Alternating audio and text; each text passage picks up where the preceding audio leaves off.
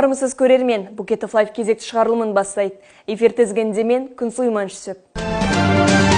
Университетіміздің филология факультетінде журналистика және қоғаммен байланыс білім беру бағдарламалар бойынша пәндік олимпиада өтті. Білім додасына қаламыздағы және аудан мектептерінен келген 50-ден астам оқушы қатысты. Жалғыз журналистика бітірген жалғыз микрофон ұстап, немесе диктофон ұстап қана, камера ұстап қана жүрмейді. Журналистиканы бітірген адам, бала, ол қазақ халқының ұлт қайраткері болып қалыптасады, қоғам қайраткері, тұлға болып қалыптасады. Қатысушылар журналистика және қоғаммен байланыс пәндері бойынша 2 секцияға бөлініп, билет арқылы сұрақтарға жауап берді. Олимпиада жұмысының арнайы құрылған комиссия мүшелері мұқият қарап, оқушылардың алған ұпайына қарай орындар анықталды. Журналистика секциясы бойынша шет ауданнан келген 11-ші сынып оқушысы Ақберген Нұртай және қоғаммен байланыс бағытында нөмір 2 білім инновация лицейінің 11-ші сынып оқушысы Жанар Алдаберген жүлделі 1-ші орынды иеленді.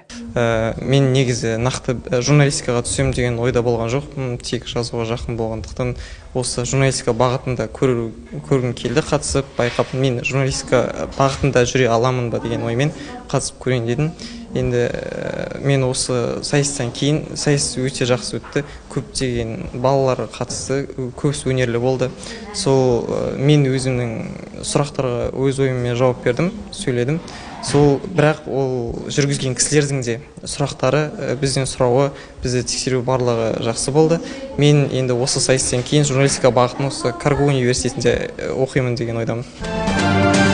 Пәндік олимпиада оқушылардың білім деңгейі мен біліктілігін көрсетуде үлкен мүмкіндіктер беретіні сөзсіз. Ал бұл олимпиадаға барлық қатысушы мықты дайындықпен келгені байқалды. Таңдаған мамандығына деген бейімділігін айқындайтын додада бағыт-бағдар беретін жетекшілердің де маңызы зор.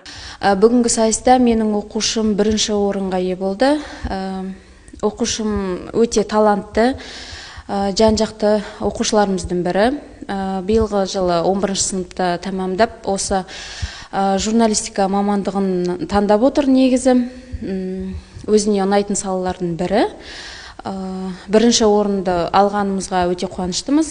Ұйымдастырушылар алқасына алғыс білдіреміз. Жабылу салтанатында үздік атанған жеңімпаздарға естелікке сыйлықтар мен алғыс хаттар табысталды. Сондай қатысушылар мен жетекшілер де арнайы грамоталармен марапатталды. Бүгінге осы, келесі кездескенше аман сау болыңыздар.